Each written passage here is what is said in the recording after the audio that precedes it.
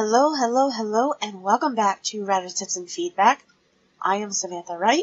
I am a writer, hobbyist photographer, and a wife. I'm sure you can tell by the title of this video, I am going to be going over the top 5 pet peeves I have when it comes to romance. We all love to hate things that happen in romance a little too often than they should, but I'm here to tell you that we don't have to continue to have the same type of romance and the same type of issues in romance. Now, these are not in any specific order, but the first one I want to talk about is insta-romances. And while this does actually happen in real life, the amount of times it happens in books and movies is stretching to the point where it's annoying. People are complex and most don't just fall in love in these perfect manners.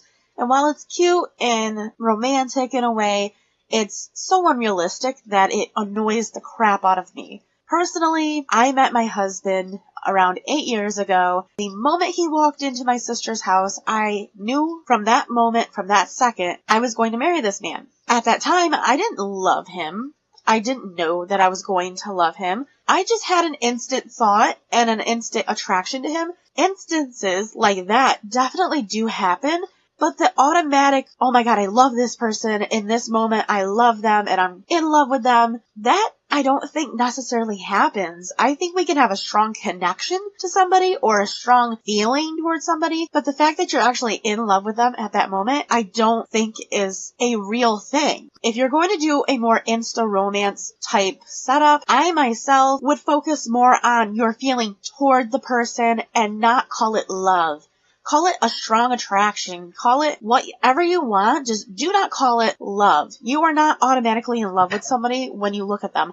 Unless you just birthed a child, that is automatic love. When you look at somebody, you cannot know that you automatically love that person. I don't think it's possible. I'm not trying to rain on anyone's parade.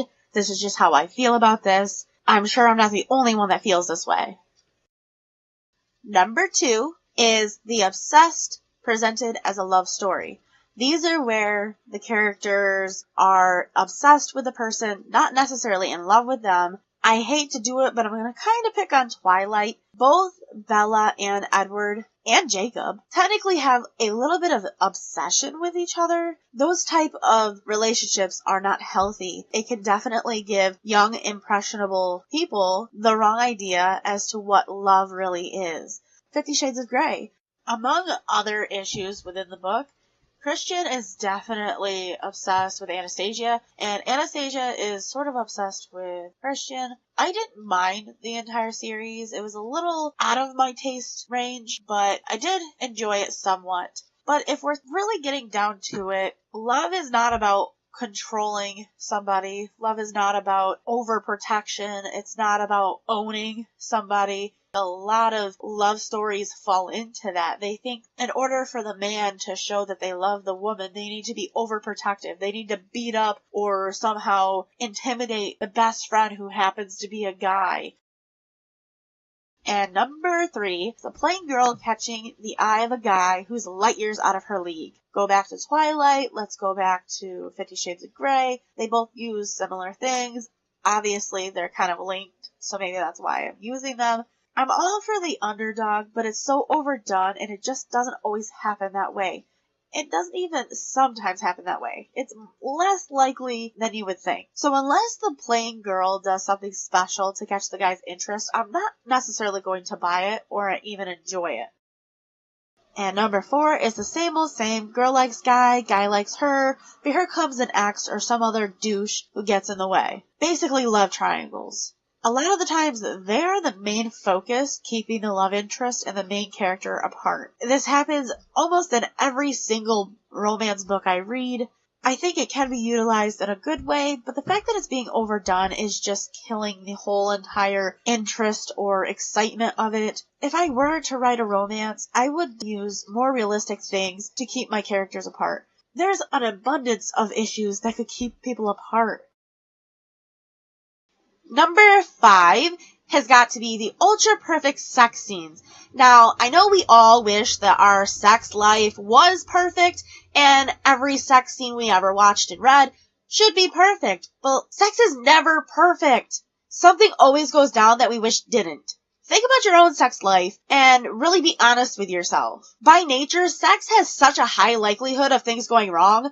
We have lots of moving parts, fluids, and hormones, and you have two very different people coming together to do one thing together. You're not mind readers, and neither are the person you're with or your character's with. You don't know what your partner is planning to do or what your partner is going to spontaneously do. I'm not saying sex has to be disastrous for it to be realistic, because that's not the case. I'm just saying, think about it. If you have a very passionate lover and a very eager lover, there's going to be very different things they both focus on.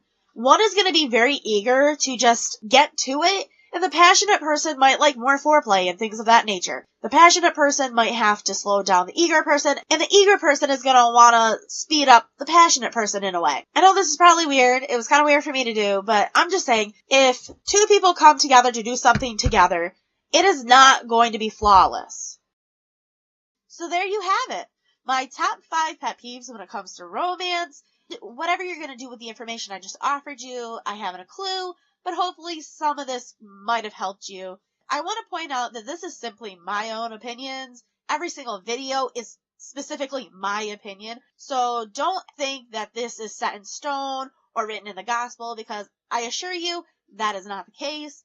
On the off chance that you're enjoying the content that I'm offering on this channel, feel free to subscribe so that you get notifications when I post new content.